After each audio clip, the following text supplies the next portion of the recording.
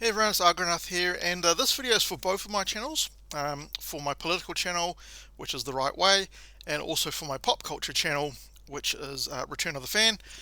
So there's a link in the description if you want to have a go and see what my other channel is about.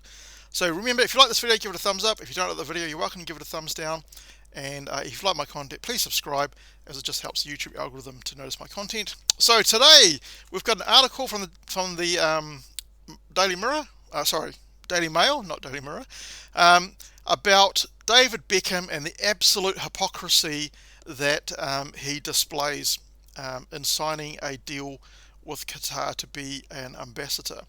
So the headline is Beckham's vile multi-million dollar World Cup deal with the homophobic human rights abusers of Qatar is going to cost him his reputation forever. Well, I guess we'll have to wait and see. It could be that a lot of people don't even actually give a shit, but I certainly do. I don't care if he doesn't want to give money to charity or so on. That's an individual choice that everyone has to make.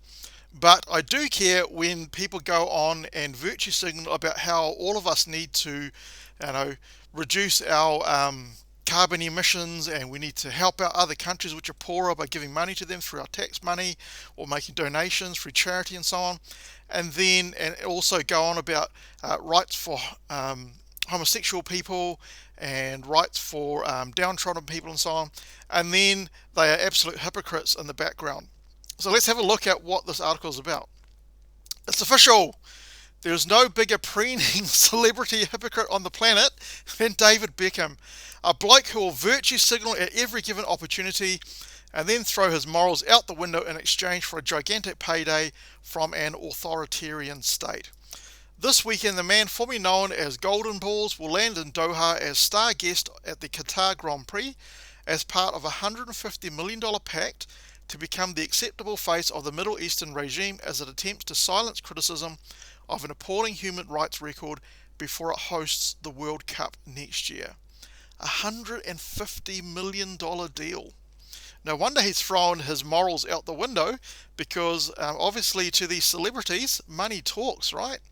That seems to be all they're interested in. They're not interested in everything else. Beckham's hopes will all turn a blind eye to his human rights hypocrisy in the same way we've shrugged off his adultery, speeding, and refused to admit he's had a hair transplant. Now, who gives a shit about hair transplant or adultery? But if you're speeding, well, that can cause accidents, so I would be against that. But then this vile 10-year deal where he'll be paid at least $15 million annually is a bridge too far for me.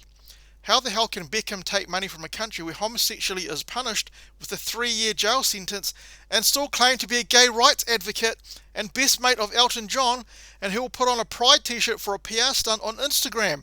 You absolute hypocrite, trash human being, David Beckham. Pretty much most of all of these celebrities will be hypocrites in the background, right?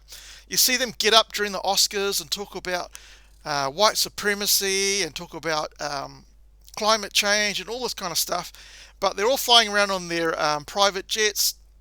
They don't put any of their own money into charities or anything. They don't start up anything to help black people out of poverty, things like that. You never hear about that. So they're all hypocrites in the background. How on earth can he claim to have feminism in his DNA when he's gone into business with an administration that forces women to seek male approval to marry, study, or travel, and where a female rape victim can face 7 years in prison for having sex outside the marriage? Yeah, well, I guess you won't be able to say anything about feminism anymore, David Beckham, or about human rights abuses, or about gay rights, because you've just thrown that all out the window for £150 million. And how can he continue to preach humanitarian causes to us as a UNICEF ambassador with a straight face when a recent Amnesty International report slammed Qatar's treatment of migrant workers, hundreds of whom are believed to have died building multi-billion-pound stadia in 41.5-degree blistering heat? So I've seen quite a few reports about this, so I do feel that there is some truth to this, but I haven't come across any hard facts yet. It's pretty hard to get any information out of Doha. Beckham knows he can't, but the money, it seems, is just too good. What is it about wealthy celebs who keep wanting more and more, no matter the cost to their reputation? That's because they don't give a shit about anyone else. They just care about themselves and their money. They don't give a shit about anyone else. Beckham's estimated fortune, according to the Sunday Times Rich List, is £380 million, with a $10 million down pay boost in 2020 and 2020 alone. He doesn't need the money, right? He just wants to keep accumulating money because that's what these celebrities do. He owns a £31 million mansion in West London. I don't care about what he owns and stuff. I mean, yes, he's earned the money. He's been successful himself. He managed to become a celebrity from his soccer days. That's all well and good. I only care about his hypocrisy. That's what I worry about. So what would drive him to further taint his reputation by going ahead with such a grim tie-up with Qatar? The answer is pure greed. It talks about his wife. I don't know whether she was involved in this or not, so I'm not going to really go into that. The Becky Leaks email trove, his emails were illegally released in 2017, showed his callousness while negotiating his charity work, expecting UNICEF to pay for private jets and business class flights for associates so he didn't have to dip into his own fortune. What an absolute plonker. What a garbage human being you are, David Beckham. Expecting a charity to pay for business class flights and private jets so that you didn't have to when you could easily afford all of that, or they could have flown in economy class like the rest of us because it's for charity.